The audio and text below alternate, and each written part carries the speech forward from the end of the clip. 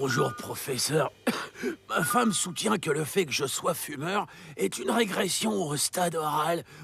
Et laissez-moi deviner, c'est encore un coup de Freud, ça, non? Le fameux stade oral qui se joue les 5 premières années de la vie, c'est effectivement du Freud tout craché. En effet, entre 0 et 1 an, le bébé porte tout à sa bouche. C'est la seule partie du corps qu'il sait utiliser.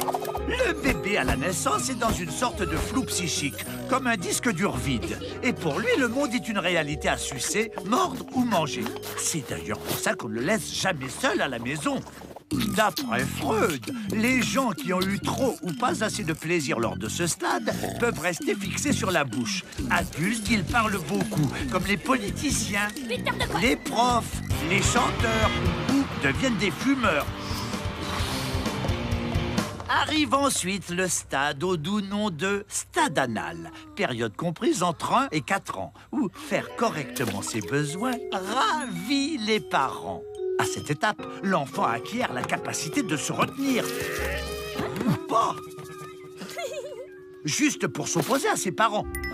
On dit souvent que les gens bloqués à ce stade deviennent des avares, des collectionneurs, voire des artistes. C'est de la merde. Oh, pourtant j'ai tout donné. De 3 à 6 ans, c'est le stade phallique, lors duquel on découvre qu'on a un zizi. C'est aussi à cette période qu'apparaît le fameux complexe d'Œdipe. Rappelons les faits mythologiques. Oedipe, ce gros ballot, sans le faire exprès, tue son père. Je suis ton père. Ah, le con! Et plus tard, épouse sa mère. Oh. Quoi? Maman? Oedipe? Alors Oedipe se crève les yeux. Manière à lui d'exprimer qu'il a la rage. Freud nomma complexe d'Oedipe ce trouble qui surgit chez l'enfant, tombant amoureux de son parent du sexe opposé. Inconsciemment, l'enfant veut tuer le parent rival. Des gens bloqués au stade phallique, et il y en a beaucoup, on les reconnaît vite. T'as vu? La mienne, elle se dresse toute seule, hein? C'est l'hypothèse psychosexuelle de Freud. Mais faut pas aller trop loin dans les interprétations, sinon on n'a pas fini. Là, c'est un peu oral, et là, totalement phallique. Et lui, tout le temps, les fesses à l'air. Carrément stade anal, le Picsou.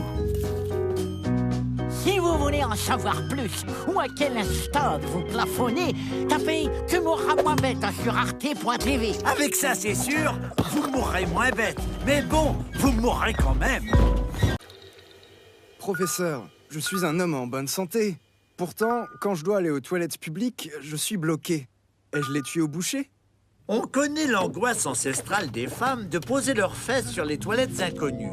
Mais qu'en est-il des hommes et de la peur de l'urinoir? L'homme n'a pas, pour ce qui est de la miction, le même problème que la femme, puisqu'il n'entre pas en contact avec la lunette suspecte. Son problème est plus psychologique. Stressés par la présence d'autres personnes, 30% des hommes se retrouvent avec une parurésie, trouble de la vessie timide. Fais pas le con, Toby. Me lâche pas. Pas maintenant. À côté de celle des femmes, l'ambiance dans les toilettes publiques pour hommes ressemble à une réunion de gnous au bord d'un point d'eau rempli de crocodiles. On ne se parle pas, on a le regard fuyant, on garde une distance de sécurité.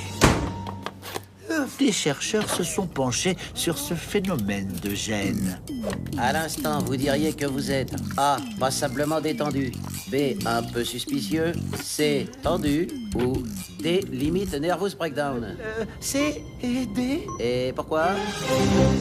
On a démontré que les hommes instaurent une sorte de bonne conduite tacite. On reste discret, on ne fait pas le malin, afin de ne pas passer pour un pervers, ni provoquer l'agressivité des autres. Votre braguette, monsieur. Eh quoi, ma braguette? Gros dégueulasse! J'ai lu dans un article du British Journal of Criminology que les hommes craignaient la violence dans les toilettes publiques à cause d'une suspension temporaire de la hiérarchie. Mais qu'est-ce que c'est que ce bazar, Keraï? Oh, les toilettes sont vraiment mal tenues. Incroyable! Je vais vous dire une chose, c'est inadmissible. Hein? Sachez aussi qu'un homme qui entre dans des WC publics détecte inconsciemment et très vite la position des urinoirs libres. Son cerveau analyse lequel choisir pour maximiser son intimité. Des matheux ont même mis en calcul ce choix cornélien. N au carré divisé par x sur 2, ça fait... Oh, bah, je suis guéri de ma parurésie. Alléluia! génie n'a pas de limite. Une société a créé le Privipi, la cape anti-parurésie, pour faire pipi en s'isolant.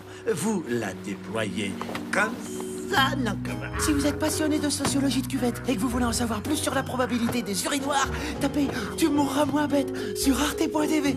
Avec ça, c'est sûr, vous mourrez moins bête. Mais bon, vous mourrez quand même. Cher prof, je me demande pourquoi, quand je suis au milieu d'une foule, je me sens misérable, alors qu'individuellement, je suis quelqu'un de formidable. Savez-vous qu'il existe des scientifiques qui observent nos déplacements collectifs? Fascinant. Ces chercheurs savent depuis longtemps que les humains, quand ils sont dans un groupe supérieur à 4, vont former un U inversé pour mieux communiquer entre eux. Ce groupe va diminuer de 17% le flot de piétons derrière eux, marchant à 4,5 km/h. Eh oui, c'est précis! Savoir ce genre de détails permet aux scientifiques de faire des simulations de foule et de voir dans quel cas ça va coincer.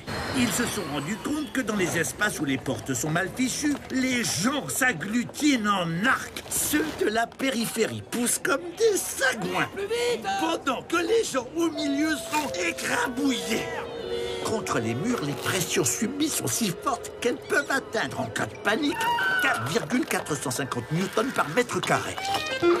Pour éviter ça, on va soit ajouter plein de sorties de secours plutôt qu'une seule grosse issue, soit placer des colonnes ou des poteaux devant le passage pour vraiment alléger les pressions.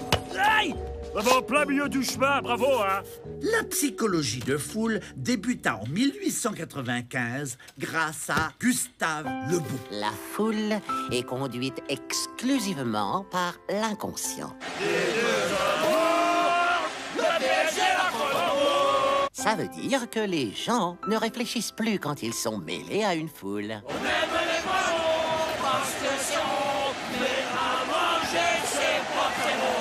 En 1957, le docteur James Tyers étudia la question. Si ce même groupe d'écervelés panique, la majorité aura une réaction stéréotypée. 10 à 25% auront une réponse inadaptée et 1 à 2% agiront même de manière psychotique. Ils peuvent même devenir stuporeux. Vestiaire, crampon, la chaussette sent bon. C'est pour ça que la maréchaussée veut tout le temps disperser la foule, pour que chacun retrouve ses esprits. Dispersez-vous, les poètes! Plutôt que de vous balader en troupeau! Tapez « Tu mourras moins bête » sur arte.tv. Avec ça, c'est sûr, vous mourrez moins bête. Mais bon, vous mourrez quand même. Comment ils font leur bébé, les mamans et les papas dinosaures? Pour étudier comment s'accouplaient les dinosaures, il faudrait déjà savoir comment ils étaient équipés sexuellement. Or, les amis, je suis désolé de vous l'apprendre, mais des zizis de dinos, on n'en trouve pas. Ça ne se fossilise pas très bien, ces trucs. Oh ben, y a rien. Le paléontologue Kenneth Carpenter, dans son livre « Eux ni bébé dinosaure », donne son avis sur les attributs mâles en ces termes chastes. Chez le dino, rien ne pend dans la brise. Ici, Carpenter veut dire par là que les dinosaures n'ont pas de pénis qui traîne. Dommage, cela pourrait justifier le caractère de cochon de Godzilla. L'hypothèse de Carpenter est liée au fait que le dinosaure est l'ancêtre de l'oiseau. Or, les oiseaux comme le pigeon n'ont pas de pénis. Mais ils ont un trou qui s'appelle le cloaque. Avec lui, c'est 3 en 1, comme le shampoing. Miction, défécation, reproduction. Pareil chez le dino. Miction, défécation, reproduction. Pour s'accoupler, les oiseaux, et on suppose les dinosaures, procèdent à ce qu'on appelle le baiser cloacal. En gros, en faisant frotti-frotta avec leurs orifices. Ça marche bien quand on est un oiseau, mais quand on est un T-Rex avec une queue rigide, c'est autre chose. Allez, vas-y! Je sens rien! Certains spécialistes pensent que les dinosaures optaient pour une position plus pépère. Couchés, ventre contre ventre. Je rêve où t'as gardé tes pantoufles. Les oiseaux n'ont certes pas de pénis, mais il y en a un qui fait exception. Le canard, qui a des érections de 17 cm très soudaines, voire même explosives. Elle est où, la chèvre? Si les dinosaures étaient aussi bien équipés que le canard, alors le T-Rex aurait eu, toute proportion gardée, un pénis d'environ 3 mètres. D'autres pensent que le dino avait un tout petit zizi, comme le crocodile, ce qui aurait donné un sexe de seulement 25 cm pour un T-Rex de 12 mètres.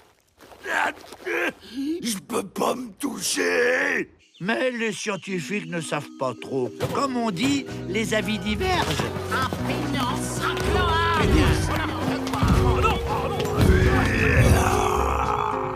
Si vous voulez en savoir plus sur le Kama Sutra des dinos, tapez « Tu mourras moins bête » sur arte.tv. Avec ça, c'est sûr, vous mourrez moins bête. Mais bon, vous mourrez quand même. Professeur, vous qui êtes si instruit, éclairez-nous sur la machine à voyager dans le temps. Ah, mais oui, la machine à voyager dans le temps. On pourrait revivre nos vacances, pas vrai, Nat? Oh non, je suis sûr que cette machine est super risquée. Imaginez que vous débarquiez dans le passé durant votre chasse à l'ours. Je ne vais pas le louper ce coup-ci. Oh non, un moi-même-icide. Si vous tuez votre vous d'il y a une semaine, vous disparaissez. Et si vous disparaissez dans le passé, vous n'êtes plus là pour revenir du futur pour vous tuer. Mais paradoxe temporel classique, c'est évident. Mais une fois dans le passé, je ferai gaffe. Je ne me tuerai pas. En revanche, je pourrais tomber malade. Imaginons, si je vais 110 ans en arrière à la belle époque. Déjà, qu'est-ce qui me dit que je ne vais pas subir un méga jet lag? Ah, Jean Valjean, un lit vite. Oh, ça va. Un bon gros dodo et c'est reparti. Comme si c'était si simple. Et si après le dodo, c'est une petite fille infestée par la petite vérole qui veille sur vous? Coucou. Imaginons que je revienne à bon port, à notre époque. Il est revenu. Infecté par la variole. Un petit dodo de 15 jours et je suis à vous. Je suis claqué, là. La variole a été éradiquée en 1977 et il ne reste plus que 2 souches au monde pour refaire éventuellement le vaccin. Plouf, plouf, plouf. Ce sera toi qui iras vacciner le malade. Ah, c'est toujours moi, hein. Hein? Ah non, mais c'est horrible. Voyagez vers quand vous voulez, mais moi je bouge plus d'ici, hein. Autre problème, je pars avec ma machine à voyager dans le temps. Ce jour-là, la Terre se trouve ici. Qui me dit qu'arrivé à la nouvelle date, la Terre sera pile au même endroit, que ma machine ne va pas apparaître dans le vide spatial? Certains pensent que la machine à voyager dans le temps ne peut pas aller vers une époque où elle n'existe pas encore. Dans Terminator, par exemple, on est en 1984. À cette époque, la machine la plus moderne, c'était le Minitel, alors. Désolé, mais voyager dans le temps, on ne sait pas faire. Ce n'est donc pas pour demain. Je suis bien d'accord. Donc on reste ici. Ouais, allez, range tes affaires. Au lieu de revivre vos vacances en boucle, tapez Tu mourras moins bête sur arte.tv. Avec ça, c'est sûr, vous mourrez moins bête. Mais bon, vous mourrez quand même.